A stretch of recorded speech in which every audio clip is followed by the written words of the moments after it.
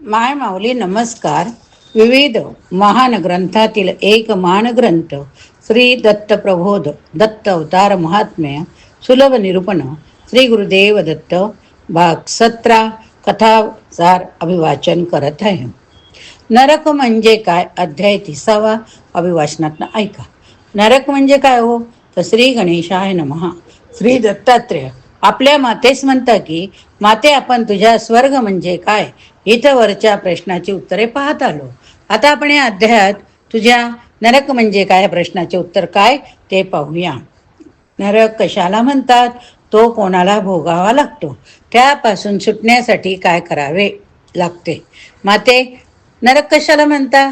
जर जेथे पापी, दुष्ट, दुराचारी, दुर्जन, कामिक, क्रोधी, मदमत्सरी लोक जेथे राहतात किंवा ज्यांना जेथे विविध प्रकारचे दुःख, क्लेश, यातना भोगाव्या लागतात ते स्थान म्हणजे नरक होय. जे लोक हिंसक आहेत, पापी आहेत, अधर्म, अनिती, अत्याचाराने वागणारे आहेत, त्या लोकांसाठी या नरकाचे दार सदैव उघडलेले असते. पाखंडी, गुरुद्रोही, पितृद्रोही लोक या नरकाचा संग करतात. जे आपल्यात निवास करणाऱ्या आत्मसत्तेला ओळखत नाहीत, जे देव मानत नाहीत, त्याची स्वतः पूजन भक्ती उपासना करत नाहीत आणि जे इतरांना करू देत नाहीत किंवा जे त्यांच्या त्या भक्तीत आडकाठी करतात त्यांना या नरकाचे धनी व्हावे लागते.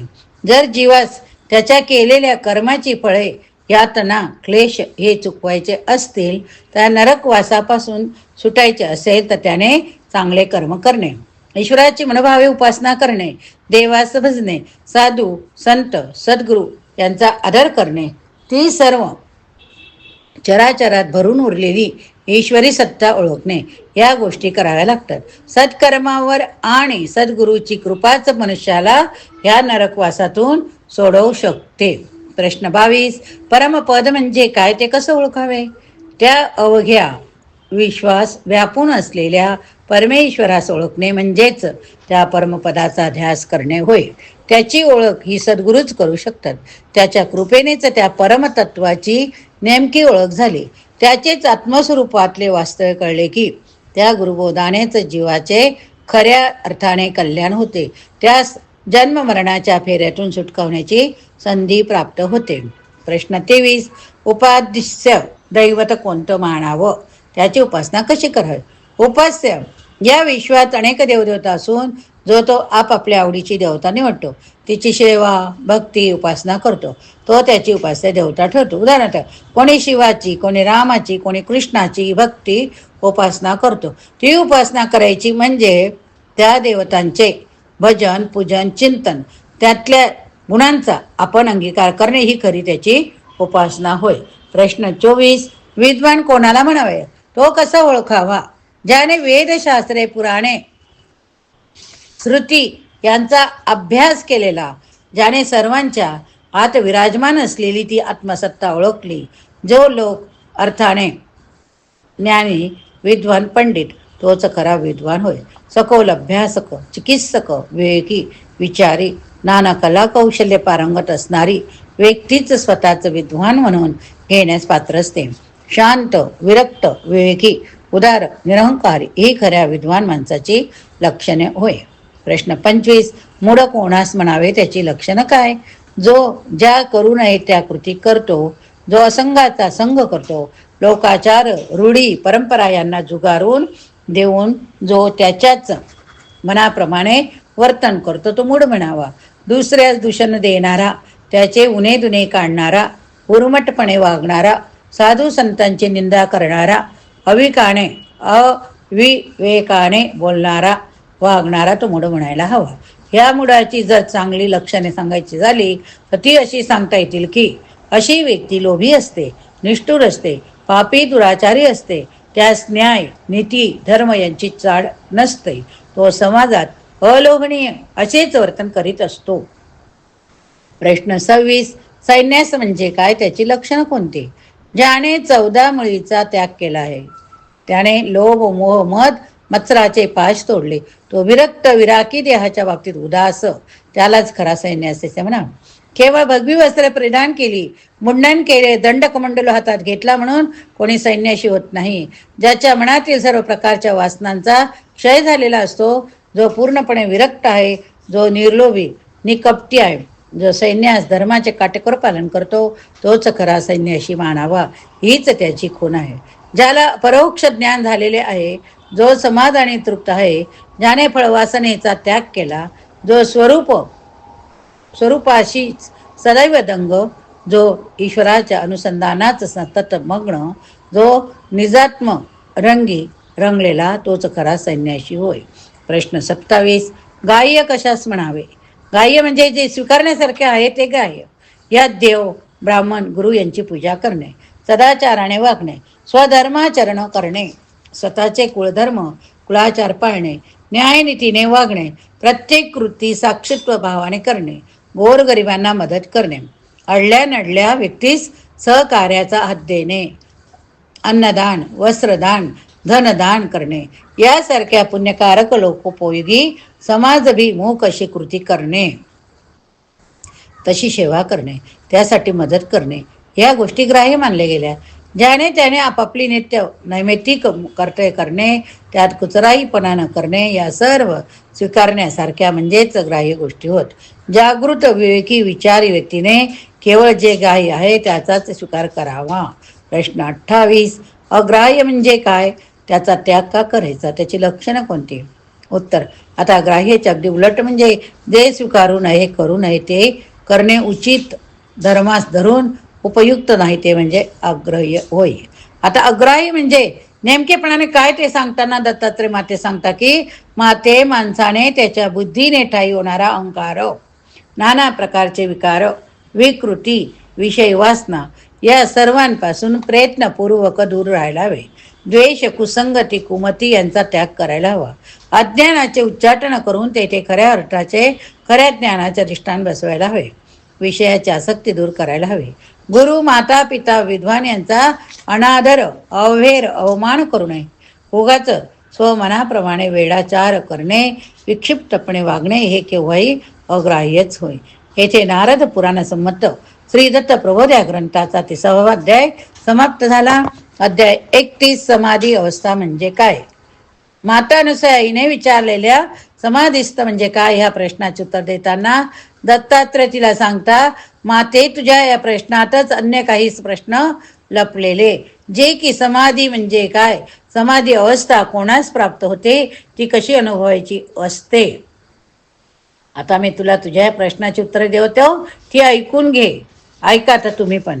माते, ईश्वर उपासना करीत असताना आपल्या स्वची, आपल्या देहाची मी तू पणाच्या दैत्याची पूर्णपणे बोळवण करून त्या एका सोहम म्हणजेच मी तोच या ब्रह्मानंदात तल्लीन होऊन राहणे म्हणजेच समाधी होय. आता ही अशी ब्रह्मानंदी तल्लीन होण्याची, ते समाधी सुख भोगण्याची ज्याला प्रबळ इच्छा असेल तो साधक, तो उपासक हा कसा असायला हवा ते ऐक. जो शांत, विवेकी, विचारी, एकाग्र मनोवृत्तीचा, जो ईश्वरनिष्ठ, जो ते विश्वव्यापक असलेली परमेश्वर तत्व हे सर्वांच्या ठाई पाहणारा, त्याचा आदर करणारा, त्यापुढे विनम्र होणारा उपासक आहे. ज्याने संयमाने वैराग्यपूर्ण वृत्तीने विषय वासना कामना यांच्यावर विजय मिळविला, जो गुरुकृपेने सप्तचक्राचा भेद करून तो 8व्या चक्रात म्हणजेच उन्मणी अवस्थेत रममान झालेला, ज्यास त्याच्या देहाचा, सभोवतीच्या जगाचा पूर्णपणे विसर पडलेला असा तो ईश्वर उपासक ब्रह्मलीन असायला हवा.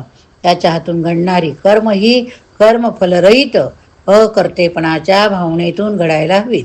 त्याने सर्व प्रकारच्या उपाध्या या विवेक विचारांनी दूर सारायला हव्या.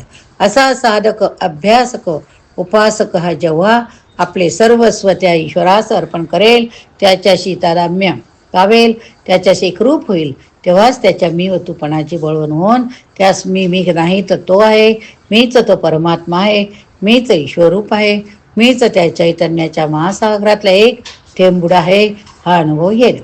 हा त्याचा दृढ भावच त्यास त्या ब्रह्मानंदी तल्लीन होण्याचा, ते समाधीचे सुख भोगण्याचा अपूर्व आनंद देऊ शकेल.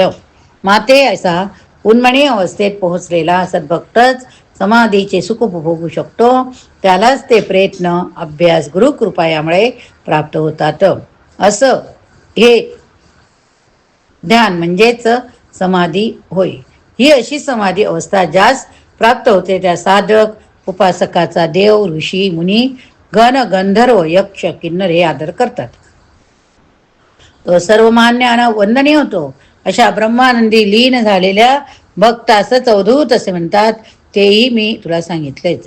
पुत्राचे ते सर्व निवेदन ऐकून अनुसूया माता त्यास म्हणाली, बा दत्तात्रया, अरे तू आता जे काही या समाधी तिच्या अनुभूतीबद्दल सांगितले ना, ते ऐकल्यावर माझ्या मनाची पूर्ण खात्री झाली की जी अशी जीवास अनुभूती येण्यासाठी त्याच्या पाठीशी जन्मजन्मांतरीची पुण्य हवी असायला हवी, तरच हे शक्य होईल. त्यावर दत्त मातेस म्हणाले, बरोबर, तू म्हणतेस ते अगदी बरोबर. आणि म्हणूनच माते मला तुला हे सांगायचं वाटते की ती संधी तो उदार परमात्मा तुम्हा आम्हाला या बहुभाग्याने लाभणाऱ्या नरजन्माच्या निमित्ताने देत असतो. आपण त्या जन्माचे सद्गुरूच्या कृपेने सार्थक करून घ्यायला हवे, कारण हा असा भाग्यशाली जन्म परत परत मिळत नाही. माते, तू आणि पिता अत्री यांनी माझ्यावर अनंत उपकार करून माता नरदेह मिळवून दिला. माते, मला त्याची सार्थकता करायची आहे. माझी तुला पण हीच कळकळीची विनंती आहे की तू सुद्धा तुला प्राप्त झालेल्या नरजन्माचे कल्याण होण्यासाठी पती अत्री यांना शरण जा, त्यांनाच गुरु कर, त्यांच्याच गुरुकृपेस पात्र हो, त्यातच तुझे हित आहे.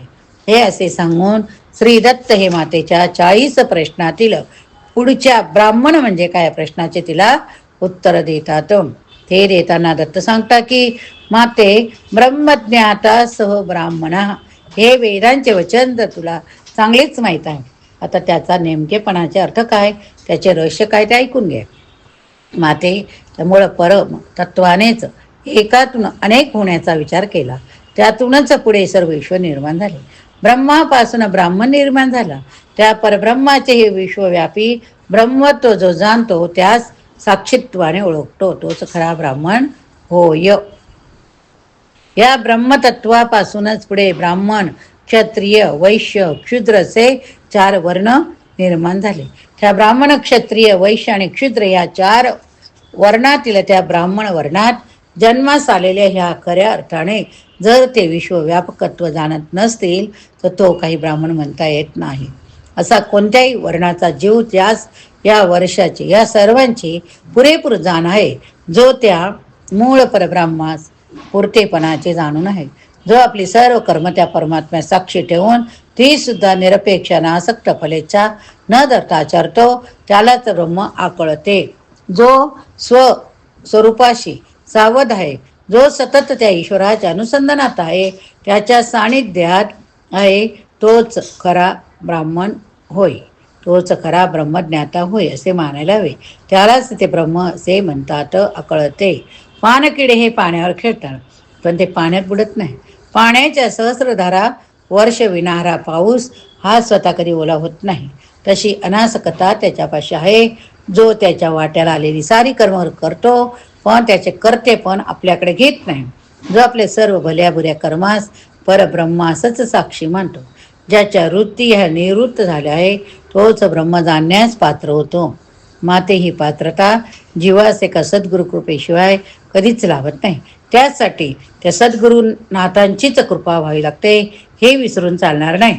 येथे नारद पुराण संमत असलेल्या श्री दत्त प्रबोध या ग्रंथाचा 31वा अध्याय पूर्ण झाला. श्री गुरुदेव दत्त. गुरु ब्रह्मा गुरु विष्णू गुरुदेव महेश्वरा, गुरु साक्षात परब्रह्म तस्मै श्री गुरवे नमः. दिगंबरा दिगंबरा श्रीपाद दत्त दिगंबरा, दिगंबरा दिगंबरा श्री दत्त गुरु दिगंबरा. आता आपण पुढील भागात काही प्रश्नांची उत्तरं बघूया.